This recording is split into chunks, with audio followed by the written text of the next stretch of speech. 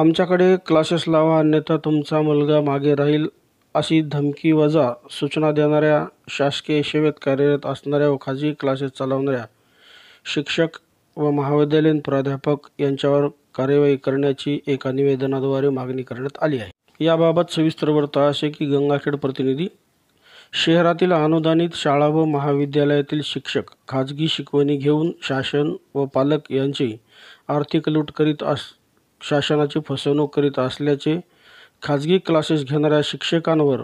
कार्यवाही करण्याची मागणी करण्यात आली असून याचे निवेदन उपविभागीय अधिकारी यांना देण्यात आलेल्या निवेदनात तालुक्यातील अनुदानित शाळा व महाविद्यालयीन शिक्षक महाराष्ट्र शासनाचा पगार घेऊन त्याचबरोबर खाजगी शिकवणी वर्गही चालवतात आणि त्या माध्यमातून असे सांगतात की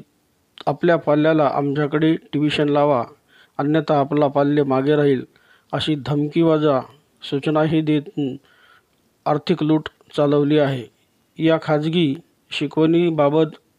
संबंधित प्राचार्य व मुख्याध्यापक यांच्याकडून या शिक्षकांनी पूर्वपरवानगीही न घेतलेली असते. त्याचबरोबर संबंधिताने अनेक शिक्षकाकडे माझ्याकडे शिकवणी लावा अन्यथा आपल्या मुलगा मागे राहील अशी धमकीवजा सूचनाही करत आहेत. त्यामुळे नाईलाजास्तव खाजगी शिकवणी आपल्या पाल्याला पालक लावत असतो व वर्ग शिक्षकाकडेच लावावी अशीही त्यामध्ये बोलणी झालेली असते. शासनाने याबाबत दिनांक 18 जानेवारी 2024 रोजी खाजगी शिकवण्याबाबतचा नियमावली तयार करण्यात असून शासकीय अनुदानित शाळा आणि कॉलेज येथे कार्यरत असणाऱ्या शिक्षकांना खाजगी शिकवणी घेता येणार नाही असे निर्देशित केले असताना देखील असे महाभादर आपले खाजगी वर्ग चालवून विद्यार्थी आणि पालकांची आर्थिक लुबाडणूक करून शासनाची फसवणूक करत असल्याचे शहरात बरेच ठिकाणी निदर्शनास येत असल्याचेही या निवेदनात म्हटले आहे.